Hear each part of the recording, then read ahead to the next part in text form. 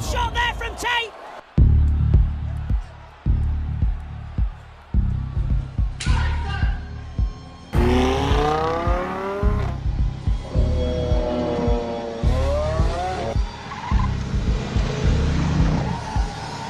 A lot of people say girls love money, and that's not entirely true.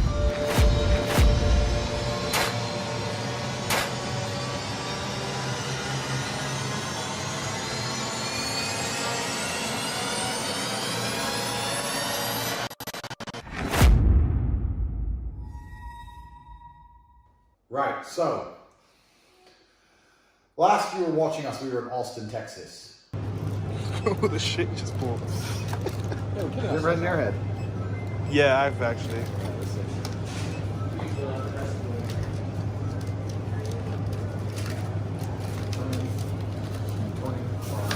Alright, man, it's gonna be Some beef and cheese. 30. Do I need beef and cheese? America obviously sucks. And then we left Austin, Texas, and that's when Runfold had to go home for Christmas. Runfold is a big, giant, scary guy, but he's obviously a family man. He had to go home and do his Christmas thing. So me and Tristan said, look, we ain't got Runfold, so let's not have too much fun, because we're not going to be able to record any of it. So anyway, we woke up and accidentally bought a Mercedes S63 AMG. It happened. We were walking down the street, trip, oop, shit, car. And we didn't need it because obviously we already have 5 cars, but we bought another one. That's car number 6.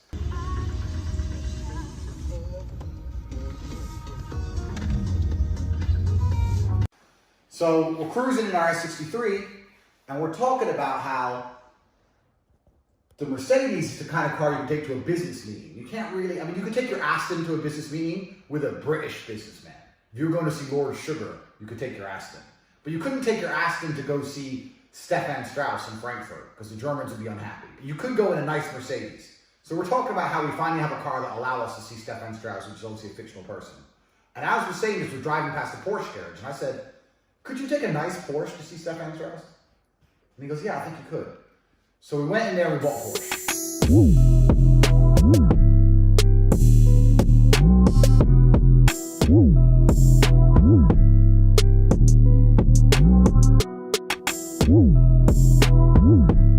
So within 24 hours, we bought 2 cars. So we're sitting in London, we have 2 cars, and we're trying not to have fun waiting for Runfold. So we decided to go out to the club, because when you don't want to have fun in England, you go clubbing, because it's not fun.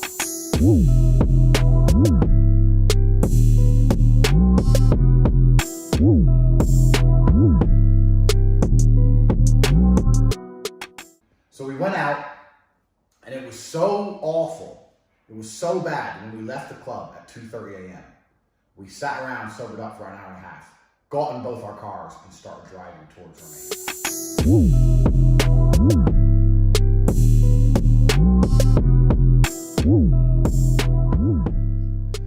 So we started driving to Romania, stopped in Paris. I whooped Luke's ass at chess, obviously schooled him up some. Stayed in Paris for a few days, and then we realized, oh shit, because we don't normally pay attention to these kind of things, it's almost Christmas. Christmas is a thing for everyone but us. So we're like, oh fuck, it's Christmas. What are we gonna do for Christmas? And we decided to try and go to the most Christmassy place we could, which in our minds, we decided to be somewhere in Czech Republic, Prague.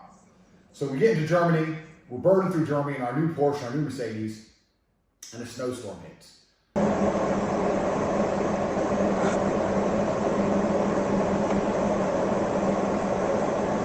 So we ended up getting stuck in Hamburg, Germany.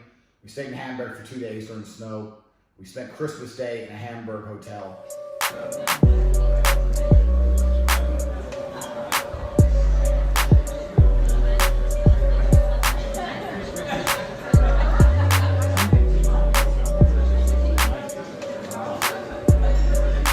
You know what? It wasn't even that bad, except, I don't know. I mean, was it Christmassy? A bit. But I wasn't really in the Christmas spirit.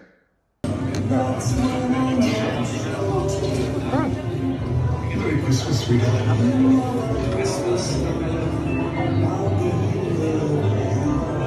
her that you know her with the new Pandora Christmas collection. Get us Aikido. You don't know Aikido, bro. A couple people were rude to me, just like, they tried to tow my car because I parked in a disabled bay. Like, they don't know I'm not disabled. They don't know. Just because I ain't got a sticker, you can fucking remove my car on Christmas over a sticker. Pussy ass. So I didn't really like that. So like, okay, fuck Germany. But we're stuck in the snow, so we're going really, really slowly. It was freezing cold. Freezing cold and like fog. You know that thick fog. You're going 25 miles an hour on the motorway. We have winter tires, but the snow on the motorway is fog. You're going 20 miles an hour. We're getting nowhere. Eventually, we got to Prague 2 days after Christmas. So we're in Prague now. And Prague feels Christmassy.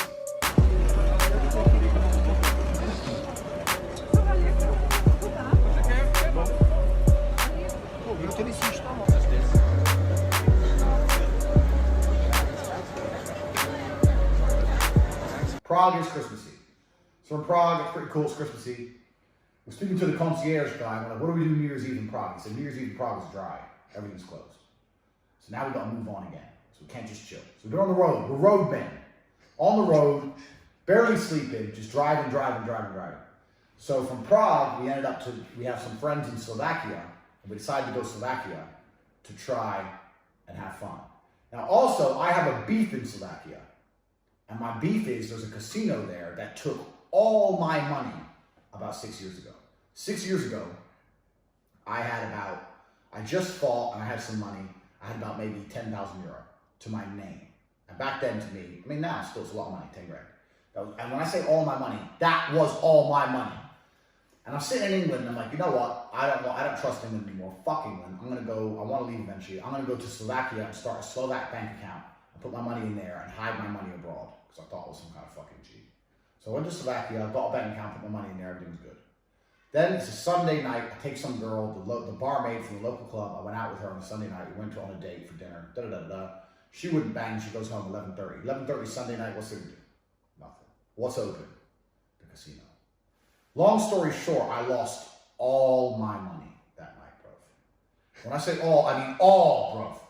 Like, it was the worst luck.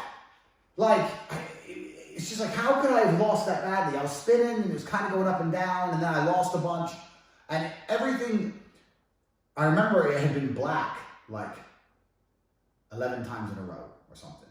I was like, and I know that anyone who knows gambling knows that this is called the gambler's fallacy, that just because it's happened to black a bunch, it doesn't make it any more likely to be red the next spin. It's still 50-50. But when you've seen black 11 times, you're like, surely it's going to be red.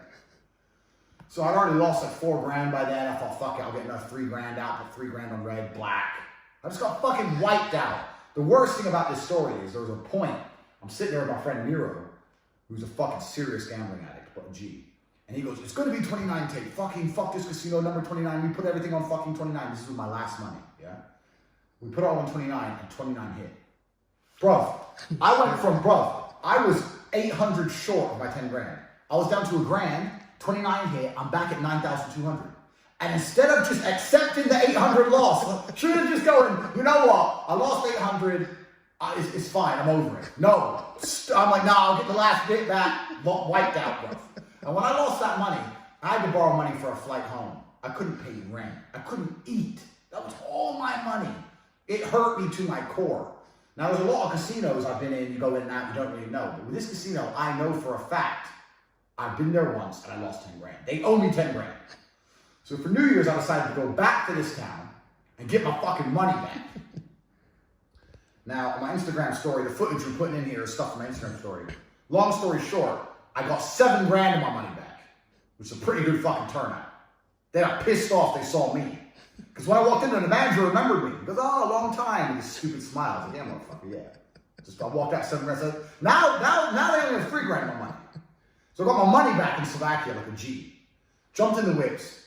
Came back here to Bucharest, Romania. That's what we've been doing all this time. And none of it was filmed.